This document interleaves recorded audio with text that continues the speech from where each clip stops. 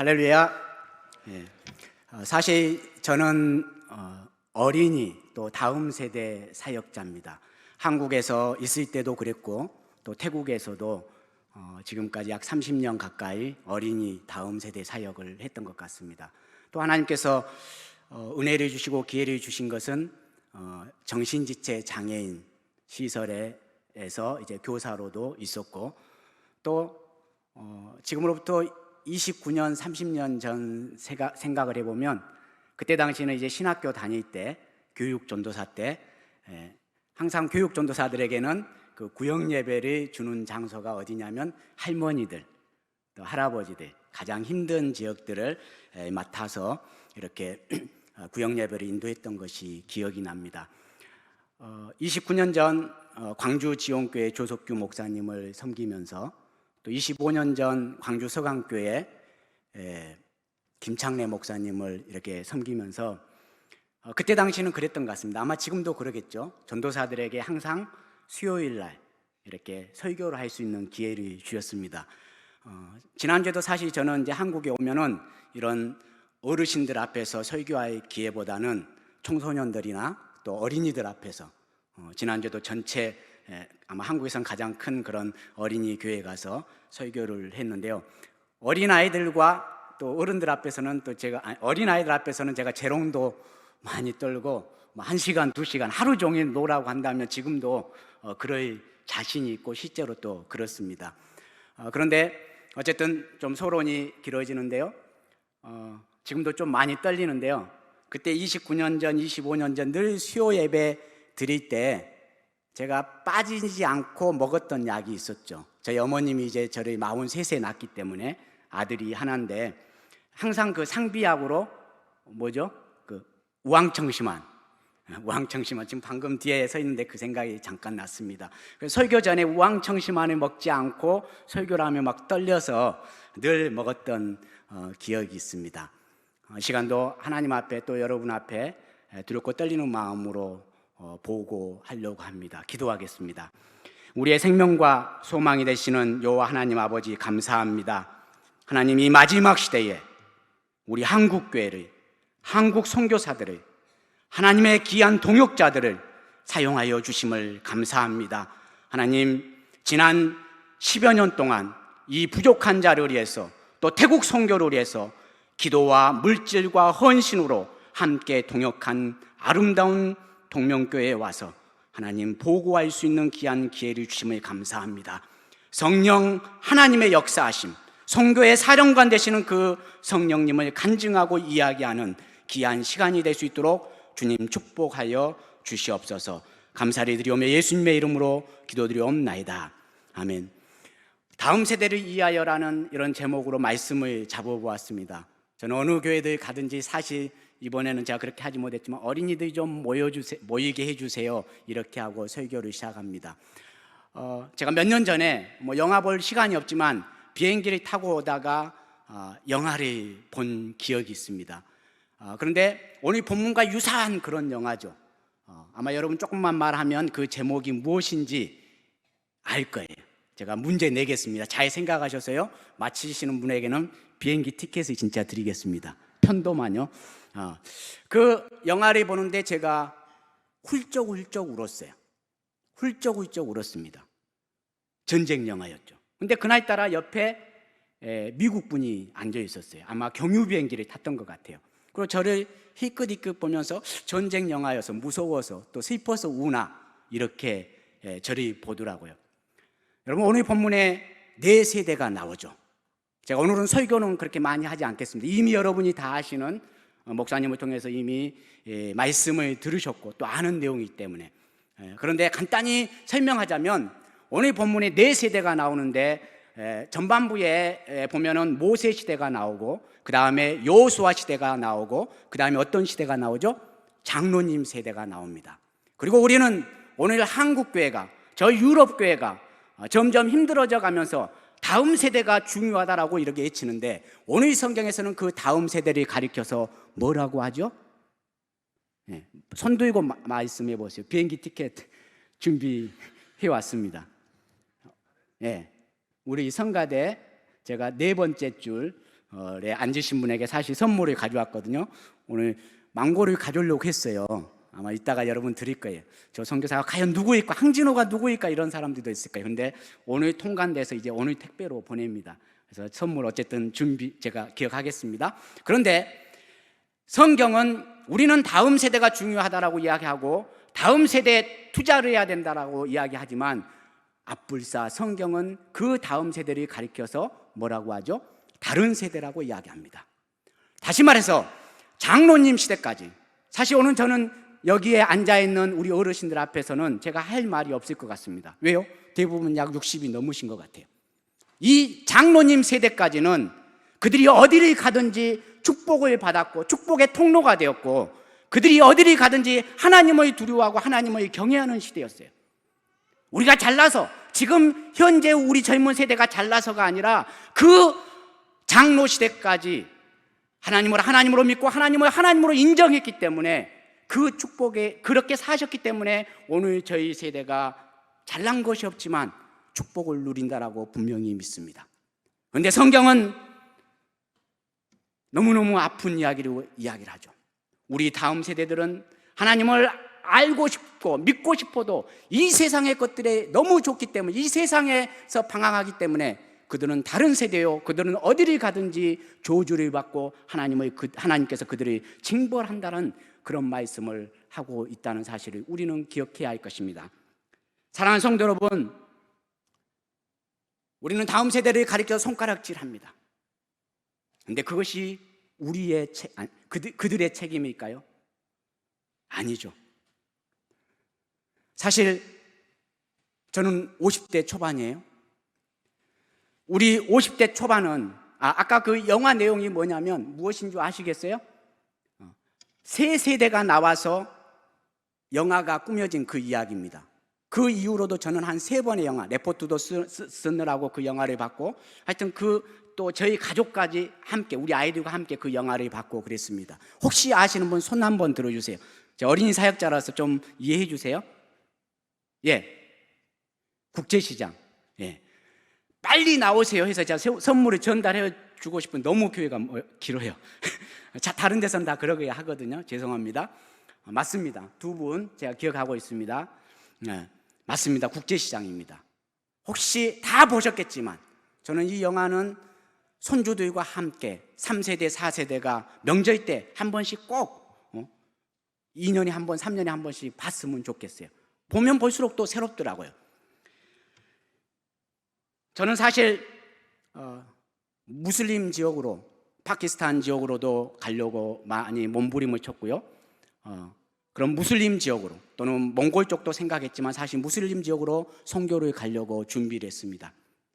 광신대학교에서 또 서울에서 신학을 할 때에 신학을 한 목적이 이따가도 이야기하겠지만 선교사가 되기 위해서, 제 꿈은 아니겠죠. 하나님께서 저를 부르셨겠죠. 선교사가 되기 위해서 신학을 했고, 그러다 보니까 이제 신학 졸업하자마자 강도사 때 선교사로 떠나서 지금까지 만 22년째 이렇게 사명을 감당하고 있습니다. 그러면서 저는 그때도 그랬지만 지금도 과연 나의 선교가 무엇일까? 선교사의 신분이 무엇일까? 선교가 어떠한 삶을 살아야 하는, 선교사는 어떠한 삶을 살아야 할 것인가? 이런 것들을 많이 고민하고 지금도 그렇게 고민하면서 달려가는 그런 선교사 중에 한 명임을 여러분에게 고백하고 싶습니다.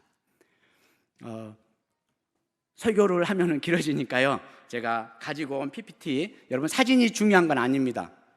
근데 여러분이 많이 기도해주고 함께 해주셨는데, 물론 선교위원회 가서 잠깐 보고는 했지만, 또 선교 편지를 보냈지만 귀한 성도님들 앞에서는 보고를 하지 못했기 때문에 그 사진 자료를 좀 가지고 왔습니다.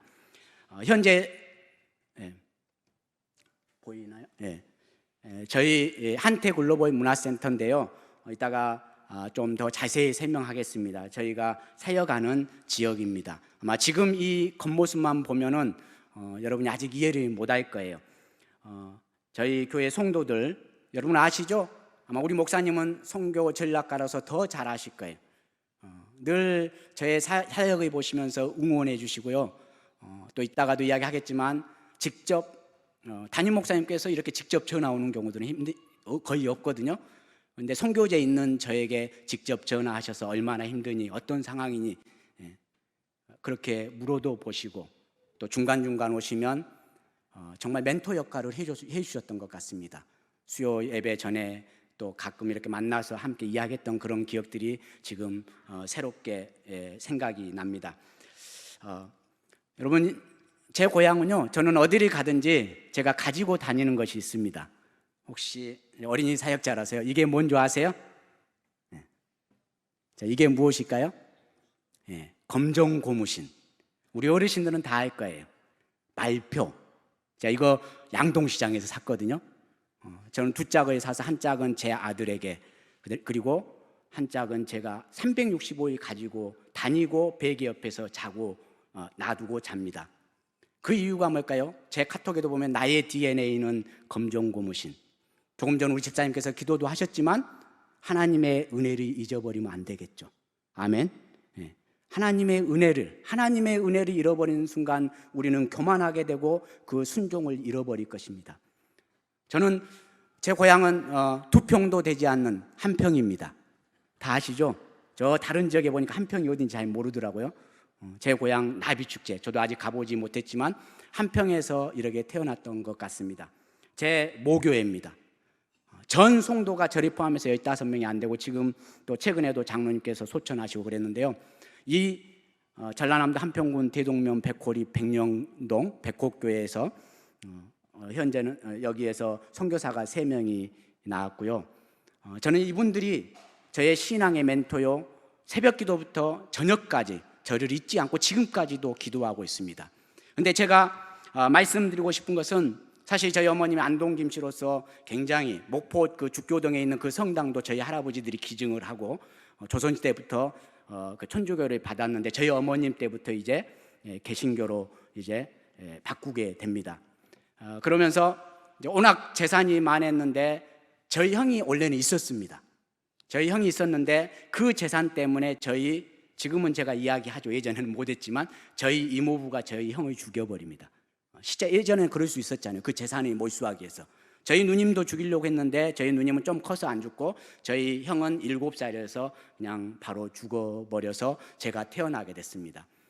그러다 보니까 이제 아버님이 안 계셨고, 어머님 어렸을 때 태어나자마자 제 아버님이 안 계셨고, 그러다 보니까 제가 여러분 한평에 가면은 한평 삼해원이라는 곳이 있습니다. 고아원이죠. 목사님께도 제가 이런 이야기를 안 했던 것 같습니다. 예전엔 부끄러워서도 안 했죠. 그 삼해원에서 저희 누님은 상당히 오랜 기간 그 고아원에서 살았고, 저는 동생이기 때문에 또 아들이기 때문에 좀 짧게 살았습니다. 저는 저희 때는 사실 선교사들이 없었어요. 맞죠? 선교사들이 없었지만 그럼에도 불구하고 12월 성탄절이 되면은 저희들을 수양딸 수양아들 삼은 그 미국의 부모님들이 조그만 편지와 선물 보따리를 그 한평까지 보내주셨던 것 같습니다. 저는 이때 물론 하나님께서 중학교 1학년 때 저를 부르셨고 선교사로 헌신하게 하셨지만, 이때 그 목사님들의 삶, 도시가 교회 선교사 출신들은 그걸 몰라요. 근데 그 한평에서, 그 시골에서 또 그 장로님들, 그 목사님들이 저를 키우면서 어떻게 살았느냐를 저는 너무너무 똑똑히 보고 자랐습니다. 제가 망고 프로젝트를 하는 것도요, 그 목사님, 장로님들이 저희 고아원의 아이들을 키우기 위해서, 또 그 시골의 교회 목사님이 그 선교사 한 명을 저를 만들기 위해서, 주일날은 이렇게 예쁜 양복을 입고 설교를 하셨지만 평일날은 다 나가서 일을 해서 저희들이 먹이고 입었던 것들을 저는 지금도 생생하게 기억합니다. 사실 저는 아버님이 안 계셨기 때문에 제 아버지 역할을 해줬던 분이 뭐냐면 수양 아버지죠. 그분이 이제 손양원 목사님의 수제자 목사님이셨던, 하순에 계셨던, 이제 그때는 저희 동네에 계셨죠. 여수에서 계시다가 차병용 목사님, 다 이제 소천하셨습니다. 하나님 편에 가셨지만 그 차병용 목사님께서 저를 수양아들 삼으셔서 선교가 무엇인지에 대해서 가르쳤고, 특별히 순교와 순종이 무엇인가를 저에게 가르쳤던 것을 저는 지금도 기억합니다. 아마 초등학교 4학년이었던 것 같아요. 저는 그 꼬맹이, 항상 별명이 꼬맹이였던 것 같아요. 늘 앞에 앉으면서 앉아있으면 그 차병용 목사님께서 저에게 순종이란 이야기를 가르치는데요, 이 강대상을 저에게 가르치면서 진호야, 순종이 뭔 줄 아니? 순종은 이 강대상이 만약 낭떠러지라고 생각한다면, 낭떠러지기 있죠, 절벽이라고 생각한다면, 순종은 여기서 죽을 줄 알면서도 한 발자국을 내딛는, 발을 내딛는 것이 순종이다라고 저에게 가르쳤던 것이 저는 지금도 기억에 생생합니다. 그렇습니다. 우리 믿음의 선배들은 손양호 목사님만 그랬을까요? 적어도 장로님 세대까지는 우리 믿음의 선배들, 믿음의 선진들은 내가 죽을 줄 알면서도 순종하며 또 겸손히 나아갔던, 하나님의 말씀에 순종했던 그런 신앙이 있었기 때문에 오늘 한국교회가 이렇게 엄청난 일을 한 줄로 믿으시기를 바랍니다. 네. 사랑하는 성도 여러분, 사실 어린이 사역, 다음 세대 사역, 여러분 교회 저희 이 선교사보다 더 많은 모델로서 멋지게 하고 있는 거 제가 분명히 알고 있고, 올 때마다 교회에 대해서 저는 리서치를 많이 해요. 동명교회가 왜 이렇게 부흥이 될까? 동명교회 특징이 무엇일까? 이런 생각들이 많이 하는데요, 예, 사실 이게 태국 기독교와 태국 불교의 모습입니다. 우리 목사님 잘 아시겠지만요, 특별히 태국은요, 한국 선교뿐만 아니라 전 세계 선교사가 가장 전략적으로 중요하다라고 생각하는 지역이 태국입니다. 저희 교단에서도 정책적으로 밀었고요, 또 캐나다 선교부나 미국 선교부에서도 태국이 아시아 선교에 있어서 엄청나게 중요한 지역이다라고 하면서 많은 선교사를 보냈고, 많은 선교사들이 또 거기에서 헌신을 하였습니다. 사실 태국은 한국보다요 기독교가 60년이 더 많아요. 그래서 약 지금 200년 가까이 됐습니다. 그럼에도 불구하고 이제 저 북쪽의 일부 지역을 빼놓고는 일본보다도 더 선교가 어려운 지역이 태국이라고 합니다. 심지어는 그런 논문도 있죠. 태국은 선교사의 무덤이라고. 순교해서가 아니에요. 그렇게 죽으면 죽으리라고 결단하고 간 선교사들까지도 영적으로 나태하게 만들고 복음을 못 전하게 하고 그냥 매장시켜버리는 거예요. 한번 해보면 해봐라. 그만큼 자기들의 문화와 불교가 강하다는 것이죠. 복음을 전하려면 전해봐라. 당당하게 나오는 그 자존심 강한 국가이죠.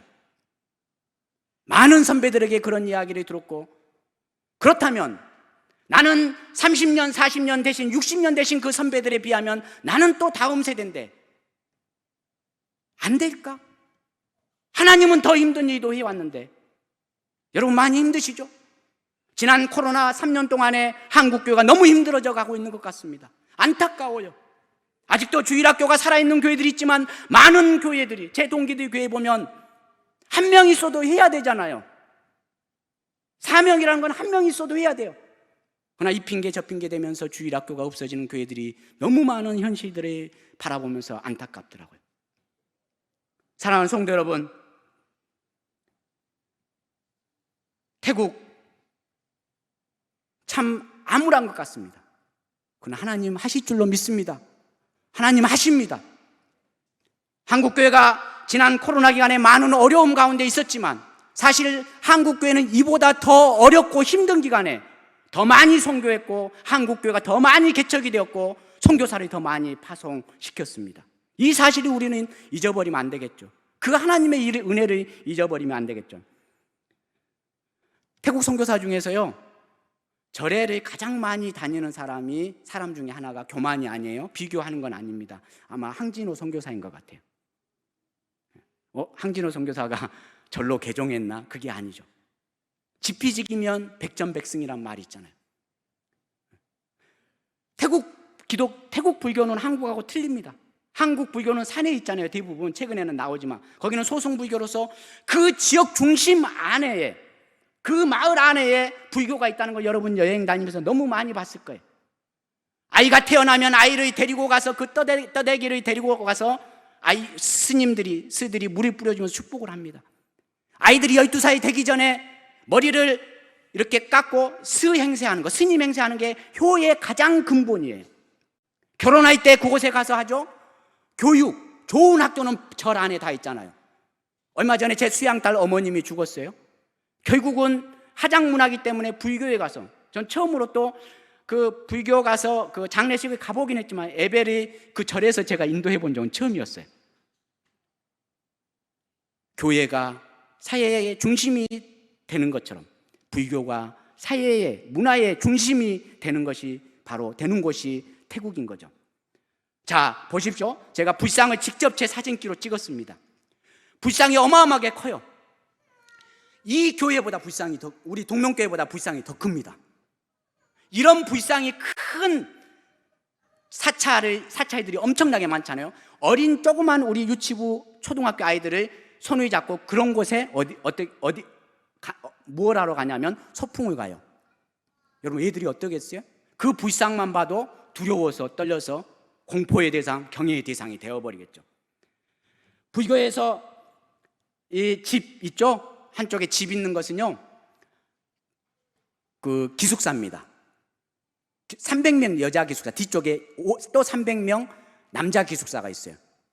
저랑 같이 찍은 사진들은 기독교인들이고 그 목회자 자녀들이, 그 산속에서 자라는 아이들을 기독교인들이 아이들을 도시에 교육을 시키기 위해서 불교에서 하는 그 기숙사에 넣는 거예요. 실제 이야기입니다.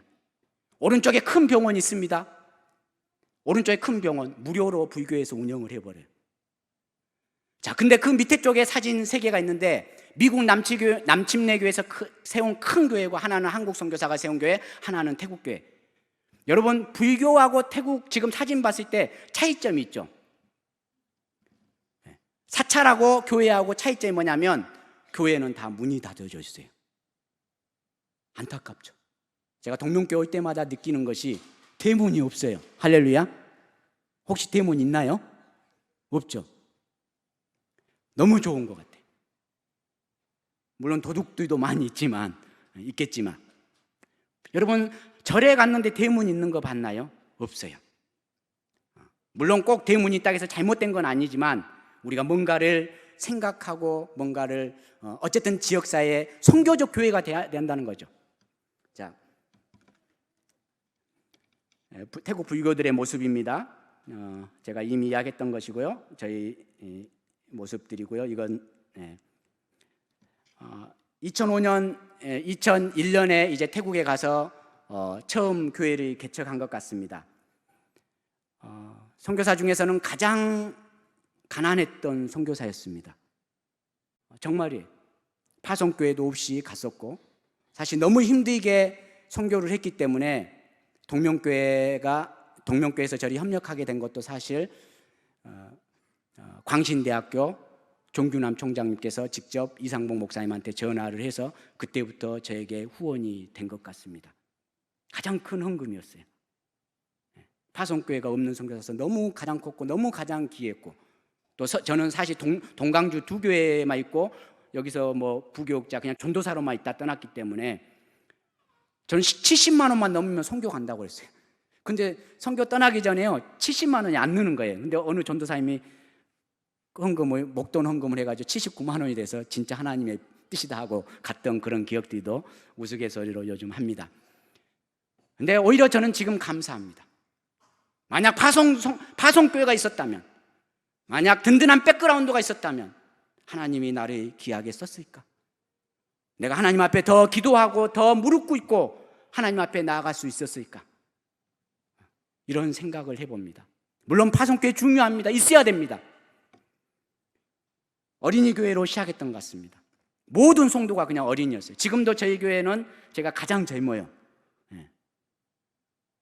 또 젊은 친구들과 함께 있기 때문에 늘 그들 말의 귀를 이렇게 들어줘야 되잖아요. 저는 이렇게 어린이 사역이고 제 주특기는 사실 인형극입니다. 저는 우리 아이들에게도 설교하면서 그런 이야기 합니다. 너희들이 꼭 목사 선교사가 아니어도, 왜? 앞으로 우리가 선교가의 그런 중앙아시아나 불교권이나 힌두권이나 공산권은 목사 선교사 죽이잖아요. 추방하잖아요. 비자 해결되지 않잖아요. 그럼에도 불구하고 그런 나라에서 한국의 젊은이들이 부르잖아요. 한국의 브레인들이 부르잖아요. 저는 우리 권사님들 김치만 잘 담아도요, 지금 선교사가 될 수 있어요. 할렐루야. 한국말만 잘해도 선교사가 될 수 있습니다. 할렐루야. 목사님께 허락받고 신앙이 좀 나태해진 것 같다 그러면 한 달씩 오세요. 하나님 멋지겠습니다. 저희들은 하지 못해요. 너무 바쁘기 때문에. 근데 그 김치 하나로 엄청난 일을 또 할 수 있습니다. 참 안타까운 게 저희 때만 해도 무등산에 기도하러 많이 갔잖아요. 근데 지금도 많이 올라가는 것 같아요. 동일하게 많이 올라가는데 예전에는 기도하러 많이 갔잖아요. 기도원 갈 때도 우리가 예약하고 갔어야 돼요. 자리가 없었어요. 근데 제가 코로나 기간에 잠깐 있을 때 무등산 기도원 전체를 다 가봤는데요, 허이몬수양관부터 다 곰팡이가 피었어요. 하나님께서 어떻게 우리 민족에게 복을 주실까요? 사실 여러분 그 퍼센트가 조금 지금은 다르긴 하겠지만 한국 선교사 3만 명이라고 그래요. 약 해서 한국 선교사 3만 명인데요, 뭐 우리 지역을 나타내기 위해서가 아니라요, 실제로 데이터를 빼보면 이 3만 명 선교사 중에서요 약 50% 이상이 우리 전라도 출신들입니다. 하나님 똑똑한 사람 썼다면 우리들 안 썼겠죠. 사실 제가 태국에 가보니까요, 대사관 직원이나 뭐 삼성 주재원들은 우리 전라도 분들이 많이 없어요. 그런데 선교사들은 정말 전 세계에, 특별히 가장 힘든 그런 지역들에 다 나가 있어요. 혹시 경상도가 고향이신 분들 용서하세요. 전 그곳에 가서도 이야기합니다. 또 그분들의 장점은, 경상도의 장점은 자립선교가 그렇게 발전이 됐어요. 저는 그곳에 가서 자립선교에 대해서 배웠어요. 왜요? 100여 년 전에 서구 선교사님들이 이 땅에 왔을 때 전라도 땅은 너무 풍족한 땅이었어요. 그래서 복음을 전하면, 광주에 복음을 전하면 이 광주교회가 부흥해서 저 시골로 우리 현지인들이, 우리 한국인들이 또 교회를 개척하는 그런 역사들이 있잖아요. 근데 저 경상도는 지금도 4%가 안 되는 그런 지역들이 있잖아요. 불교가 너무 강했고 우상이 너무 강했던 그 지역에 서구 자립선교사들이 그곳에 먼저 간 거예요. 대구 사과 아시잖아요? 사과를 심고 호두를 심고 살찐 돼지를 길러서 신학교를 만들고 또 학교를 만들어서 인재 양성을 했던 거죠. 근데 앞불사 우리 지역의 귀한 교회들은 주님의 죽을 각오를 하는 그런 주님의 영적인 인재들은 많이 키웠는데 실제 영향력 있는 인재들을 우리가 정책적으로 키우지 못하는 그런 아픔들이 좀 있는 것 같습니다. 할렐루야. 그래서 저는 우리 다음 세대들에게 그런 설교를 합니다. 주의 복음을, 심장을, 피 묻은 그 복음의 심장을 가지고 너희들이 전 세계에 나가서 선교사들이 일구어 놓은 그런 곳에 가서 영향력 있는 일들을 해라. 그러면서 저는 부릅니다. 선교사 한 명도 갔는데 너희들이 못하겠니? 인형극 하나만 해도요, 저는 중학교 때 한평에서 자전거 한번 타는 게 꿈이었던 것 같아요. 내가 그 초등학교 때, 지금 생각해보면 그 비행기가 서울에서 제주도로 갔던 비행기 같아요. 근데 어느 날은 비행기가 너무 낮게 뜨는 거예요. 어린 꼬마가 이렇게 훌쩍 뛰면은 비행기를 잡을 정도로요. 날씨가 궂을 때. 인형극 하나로, 어린이 사역 하나로 하나님이 많은 나라들을 여행이 아니라 그렇게 비행기를 태워주기도 하셨던 것 같습니다. 그리고 이제 방콕의 사역뿐만 아니라 지금은 캄보디아 사역도 했었고요. 그다음 이주 난민 사역은 지금 체계적으로 13년째 또 하고 있습니다. 이따가 뒷부분에 이렇게 하겠습니다. 그러다가 그러니까 첫 번째 교회에서는 제가 할 수 있는 일이 없으니까 어린이 사역을 했는데 하나님께서 기회를 주신 게 제가 그렇게 자랐기 때문에 수양딸, 수양아들을 삼았습니다. 저희 애랑이가 아마 그 코로나 전에 광신대에서 공부하면서 여러분 교회도 이렇게 함께 방문했고 여러분 교회에서도 이주민 사역 그 장학 사역을 했었잖아요. 그래서 오기도 했었는데요. 그리고 이제 기간이 지나서 이제 두 번째 사역 2010년에 이제 이 사역을 하게 됩니다. 근데 이 땅을 구입하기 전에 지금 센터가 있는 지역이죠. 이 땅을 저희가 2006년쯤에 보게 됐어요. 근데 이 땅값이 얼마였냐면요, 여러분 놀라지 마세요. 시험에 들지 마시기 바랍니다. 5억이 넘었어요. 공항에서 10분 거리거든요. 여러분 살 수 있었을까요? 없었을까요? 살 수 있어요? 없어요? 없죠.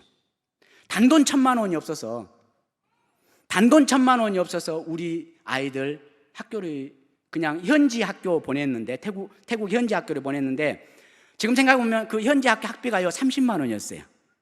망고 한 번 팔면 그냥 보내버릴 수 있는 1년 학비가 30만 원인데 그걸 해결을 못 해가지고 그 현지 학교 보내면서 그 현지 태국인 교회에서 저희에게 장학금을 줘가지고 아이들 둘이 입학을 시켰던, 공부를 했던 그런 기억들이 있습니다.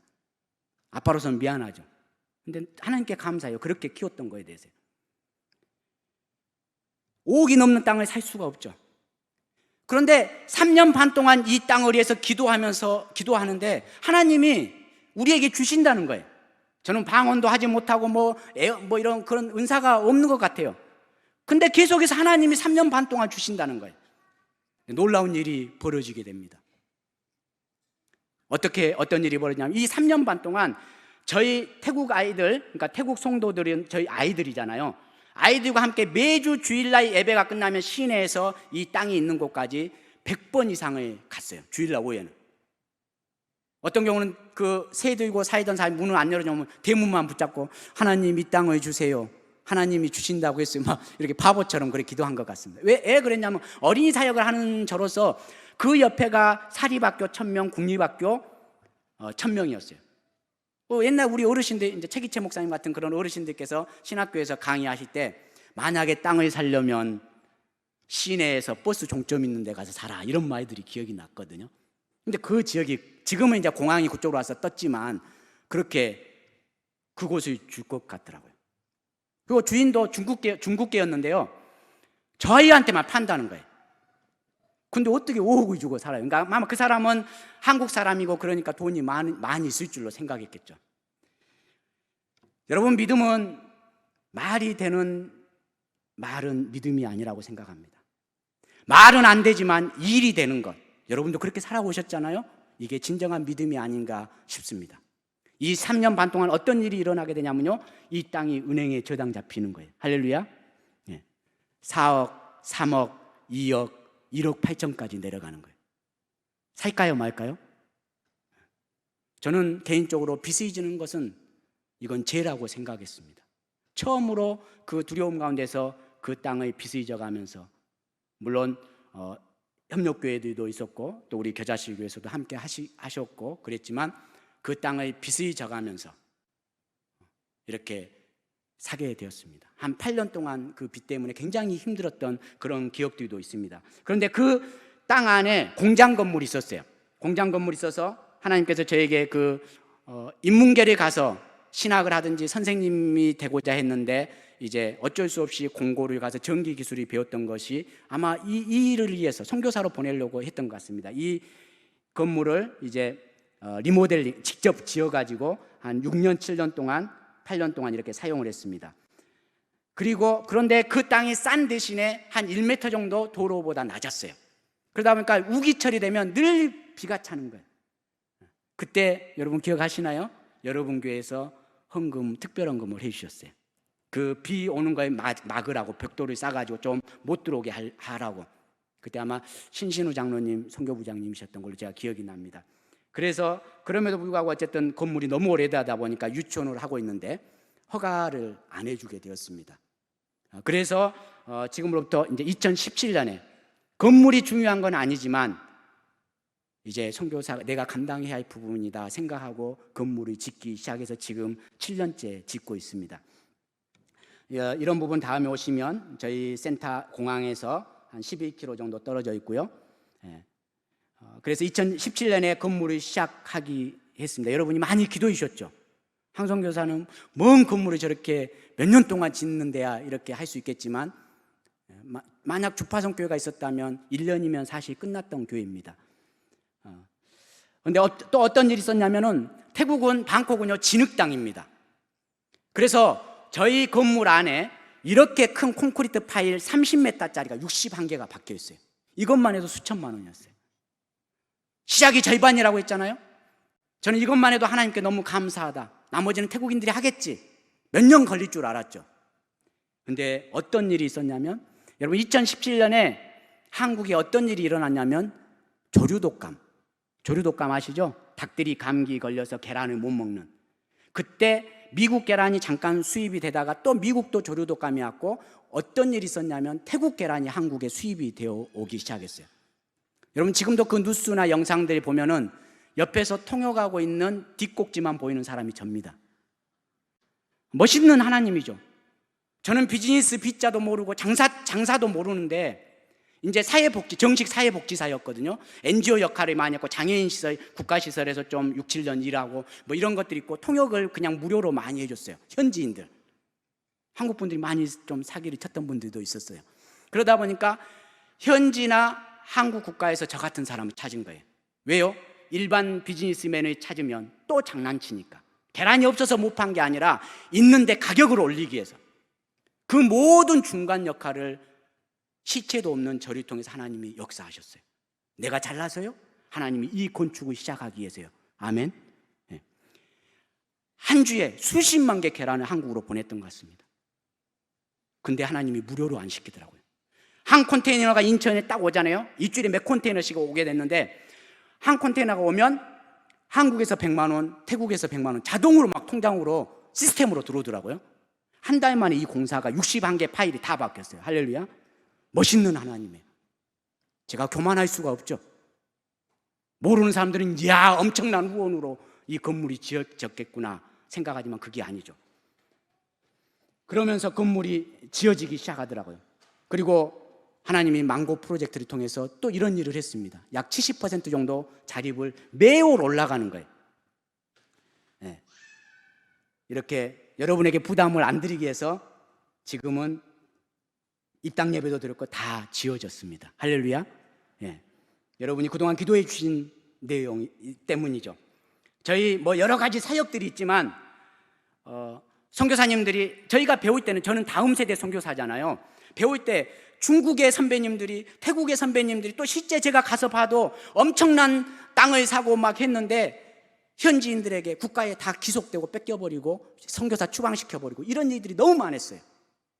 그럼 나는 어떻게 할까요? 나는 모르는데, 나도 신학밖에 안 했는데. 그때 현지 변호사들, 기독교 변호사 브리스길라와 아굴라 같은 그런 분도 만나게 했고요.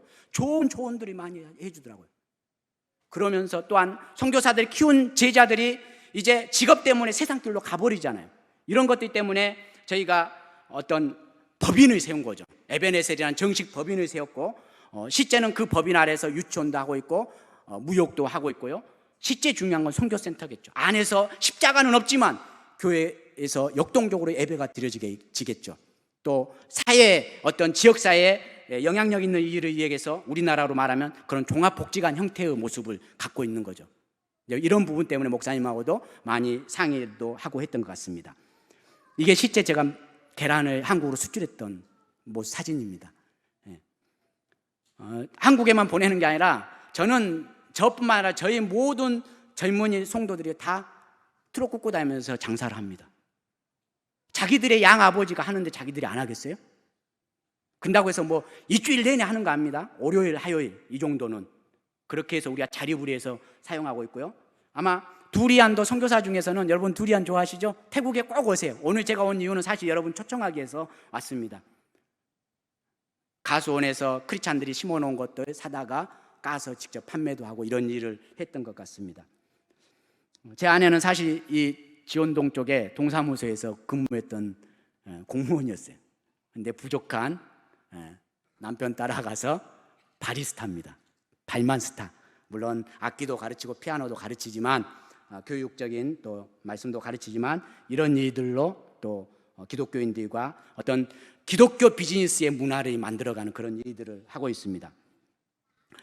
한평촌 놈이 어떻게 대사님을 통역할 수 있겠어요? 대통령들이 오면 저는 문화인으로 이렇게 초청을 해주더라고요. 총장님들을 만나서 하나님의 그 중간 어떤 통역 같은 걸 하게 하고 이런 일들을 하신 하나님께 감사드립니다. 그동안 이제 많이는 아니지만 오신 분들이고요. 그 다음에 저희 제자들이 이제 광신대학교, 목포과학대학교, 구미대학교, 작년에도 목포과학대, 구미대에 왔을 때 저희 학생들이 여기 왔을 때 여러분이 반갑게 맞이해 준 것 제가 기억하고 있습니다. 똑같습니다. 한국교회랑 저희 선교원 아이들 교육이고 영어 도서관을 운영하고 있고요. 이게 한국어 학당입니다. 우리 젊은 친구들 또 어르신들 은퇴 후에 와서 한국말만 잘해도요 와서 잠깐 봉사해 줄 수 있습니다. 자, 거의 마무리돼 갑니다. 최근에는 저희가 가장 큰 대학, 태국에서는 저도 뭐 학생들이 16,000명, 7,000명 된 거 제 눈으로 처음 봤어요. 걸어갈 수가 없이 그렇게 많아요. 그런 곳에 저희가 한국어 학과를 개설하게 하고요. 한국어를 가르치는 그런 일을 하고 있고 또 했습니다. 저희 센터에서 생활하는 자녀들입니다. 일부는 한국에 와서 공부하고 있고 다 너무 멋있게 잘생겼죠. 소문이 있어요. 왜 선교사님 교회는 그렇게 잘생기고 예쁜 애들만 와? 얘들이 처음에 왔을 땐 다 깨재재해요. 다 대부분이 미얀마 이주남인 아이들이에요. 거기서 복음을 전하면서 너희들이 복음으로 잘 성장하면 방콕에 가서 큰 곳에서 너희들이 교육을 받아 다시 미얀마로 넘어가라. 10년 전에 5년 전에 그 아이들하고 약속을 합니다. 그리고 거기서 인재를 키워서 다시 방콕에 오고 또 여기서 잘하는 애들은 내년에 아마 이제 한국으로 오려고 하는 애들이 또 이 중에 2-3명이 됩니다. 여기 오른쪽에 있는 멋지게 생긴 남자애 있죠? 이 친구는 한국애입니다. 저 때문에 전도사 때 키웠던 한국 아이들이 태국에 와서 한 10여 명 국제대학에서 혹시 여러분의 자녀들 중에 손주들 중에요 인서울 아니면 전남대학교나 뭐 조선대가 아니면 뭐 광주대도 좋아요. 저도 광주대 사회복지 나왔거든요. 아니면 태국으로 보내주세요. 저보다 더 큰 많은 일을 할 거예요. 영어로 100% 교육을 받고요. 프랑스 천주교대단에서 세운 좋은 학교가 있거든요. 저희가 태국어 가르칠 것이고 영어를 좀 잘하면 중국어나 일본어를 할 수가 있습니다. 저희 센터에서 신앙으로 교육시킬 것이고 실제로 그렇게 공부하는 애들이 지금 캐나다에 미국에 이렇게 가 있습니다. 문화로 복음을 전하려고 노력을 하고 있고요. 저는 축구를 못하지만 우리 제자 중에 축구 선수가 있어서 축구부가 있고 저희 여러분 커피숍하고는 비교할 수 없지만 이 복음을 전하기 위해서 하나님께서 우리 센터 도로 옆에 조그맣게 커피숍을 코로나 기간에 시작해서 깜짝 놀란 건 스님들이 커피를 마시러 와요. 저희 센터에 사진 중간에 제가 캡처해서 넣어놨거든요. 또 오른쪽에 사람 많은 데는 뭐 저희 커피숍 유명하지 않고 뭐 이익도 없어요. 사실 복음 전도하기 위해서 한 건데 근데 드라마를 저희 쪽에서 찍겠다고 막 오는 그런 경우도 있었습니다. 이게 이제 망고 프로젝트입니다. 사실 조금 전에도 말했지만 저는 망고 과일은 좋아했지만 비즈니스맨이 아니에요. 13년째 이 일을 하는데 그것도 3월, 4월, 5월 사실 어젯밤에도 사실 망고가 왔어요. 오늘 아침에 통관이 되었고 안 나가는 거예요. 그래서 목사님께 사실 전화까지 하려고 했어요. 목사님 100박스 가지고 와서 그냥 설교에 풀게요. 믿음이 없는 생각이죠. 오기 전에 오늘 12시에 다 끝나버렸어요. 할렐루야. 그래도 한 10박스 남았습니다. 제가 선물을 드리려고 합니다. 하여튼 그렇습니다. 너무 멋있는 하나님이에요. 이 망고를 돈이 있어야 뭔가를 하잖아요. 근데 제가 그분들 통역을 해준 게 있잖아요. 단돈 1원 하나 없이 이 망고를 하게 됐습니다. 그래서 건축을 돈을 돌리게 했고요. 저한테는 돈을 미리 안 받아요. 이 망고 사장님이. 여러분, 제가 다른 교회 가서는 사실 담임 목사님 간증을 합니다. 왜요? 큰 교회에서 쉽지 않잖아요. 광고해주기도 쉽지 않고. 근데 목사님께서 직접 사가지고 막 지인분들에게 선물하는 거예요. 그 선물한다는 게 뭐냐면요. 당신들도 좀 사서 선교사 좀 살려줘. 이런 뜻인 것 같아요. 제가 표현이 죄송합니다. 직접 사모님도 저희 망고가 너무 좋다고 막 자랑하시고요. 제가 미안할 정도로. 근데 다른 이제 교회에서 간증하면 우리 이상부 목사님께서는 이미 이민 목회를 해보셨고 또 자립선교가 얼마나 중요한지 이런 걸 아시기 때문에 그렇게 도와주실 것이다. 이런 이야기들을 하시더라고요. 사실 올해는 저희가요 소비자가 선정한 브랜드 대상을 받았어요. 한 선교사가 보냈는데 저한테 상을 받으러 오라는 거예요. 서울로. 제가 왔을까요? 말았을까요? 안 왔죠. 왜요? 저의 신분은 목회자잖아요. 일반 비즈니스맨과는 다르고 하나님께서 하나님을 하라고 기회를 주신 거잖아요. 저는 가지는 않겠습니다. 이걸 통해서 하나님이 지난 코로나 기간에 1억 이상의 수익을 올려서 빚을 청산하게 했습니다. 이런 일도 있었고요. 저희 태국 젊은이들이 3,000명 돕기 행사를 합니다. 일당 100의 여러분 일당 100의 일꾼들이 되시기를 바랍니다. 작년부터는 코로나 기간에 저희는 하나님께서 기회를 주신 게 우리가 선교하자, 한국교회 더 이상 의지하지 말자, 앞으로 우리가 한국을 돕자, 이런 꿈까지 가지고 우리가 기도하고 있습니다. 신기하잖아요. 100여 년 전에 미국 교회가 한국 교회를 도왔지만 지금 저 미국의 실리콘밸리 서부 쪽에 가면 한국의 박사들이 없으면 그 실리콘밸리가 돌아가지 않는 그런 역사가 일어나고 있잖아요. 여러분이 기도해주고 심겨줬던 우리 제자들이 저는 한국에 와서 돕는 일이 있으리라고 생각하고 이미 그게 2년 전부터 지금 시작하고 있어요. 그런데 작년에 라오스를 당교 선거 가게 되고, 아마 목사님과 우리 선교부에는 제가 이야기했지만 올해는 인도, 너무너무 힘들더라고요. 선교 복음 전하기가 인도 2주 정도 갔다 오는 그런 일까지 단기 선교를 직접 했습니다. 미얀마 이주 난민 지역에, 그러니까 좀 어떻게 보면 미친 것 같죠. 코로나 기간에 저희 센터 공사도 아직 덜 끝났는데 하나님이 마음을 주시는 거예요. 미얀마 이주 난민의 지금 쪽에 성도들이 거의 한 100명 정도 되거든요. 지금 센터를 짓고 이제 이달 말이면 거의 마무리가 됩니다. 그리고 이것은 이제 한국교회, 시골교회 세 교회가 합쳐서 또 방콕에서 한 600km 떨어진 그 소수민족에게 지금 교회를 짓고 있는데, 이 교회도 지금 이달 말이면 거의 공사가 마감이 됩니다. 말씀을 마치려고 합니다. 기독교는 상담의 종교가 아니라 저는 멘토의 종교라고 생각합니다. 오늘 제가 본문과 상관없이 좀 말씀을 전했는데요. 사실 목사님하고도 많이 뵙기도 상담도 했지만 여러분 한 분의 목회자를 그냥 설교자로만 보시는지요? 특별히 우리 다음 세대들, 여러분 여기 앉아있는 분들은 다 선생님이요, 다 멘토들이십니다. 할렐루야. 우리 자녀들에게 우리가 하나님께 열심히 기도하고 하나님께 순종하는 것도 중요하지만요, 어쩔 때는 여러분의 노하우, 여러분이 가지고 왔던 그런 모든 인생의 삶들을 그 아이들에게 전해주면 순간 그 아이들이 80% 그냥 답이 해결이 되는 경우들이 있어요. 우리가 부모로서, 목회자로서, 장로님으로서, 성도님으로서 정말 그들에게 진정한 멘토 역할을 했는지 저는 저와 여러분에게 한번 질문하고 싶습니다. 저는 어린 선교 다니면서, 설교를 다니면서 또 이것을 준비하고 다닙니다. 이게 뭔지 혹시 아세요? 의사 선생님들은 말씀하지 마시고 메스칼입니다. 메스칼, 수술용 칼.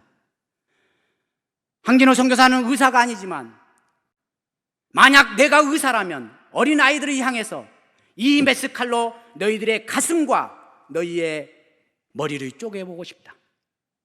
저는 우리 50대 젊은 분들에게, 다음 세대들에게 그러면서 해결을 촉구합니다. 우리 50대가, 우리 40대가 지난 20년 동안, 지난 30년 동안 우리 자녀들의 머리를 쪼개보면 이 머리 안에 수십 대의 컴퓨터가 들어있을 정도로 똑똑하게 교육시켰지만 우리는 6.25와 일제시대를 겪지 못했고 순교가 무엇인지 잘 모르지만 그래도 그 피를 받고 있잖아요. 그런데 우리 아이들의 가슴을 찢어보면, 잘라보면 예수 그리스도의 심정을, 마음을, 안타까워하는 마음을, 주님의 마음을 이곳에 심어주지 못했다는 것이 결국 그 결과가 오늘 한국교회의 모습이 아닌가 싶습니다. 마지막 말씀을 마치려고 합니다. 우리 귀한 장로님 세대까지는 이런 삶을 산 것 같습니다. 태국에서 수입해온 파이프입니다.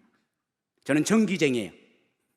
만약 이 파이프가 조금이라도 막혀있다면 전기가 흐르지 않겠죠. 잘 흐르지 않겠죠. 전기는 힘입니다. 만약 이 파이프가 조금이라도 막혀있다면 물이 흐르지 않겠죠. 물은 생명입니다. 우리 신앙의 선배들은 내가 비록 배부르지 않았지만 이런 축복의 통로의 삶을 살았는데 오늘 우리 젊은 세대는 그렇게 살지 못했기 때문에 우리 다음 세대들이 유리방황하지 않나 싶습니다.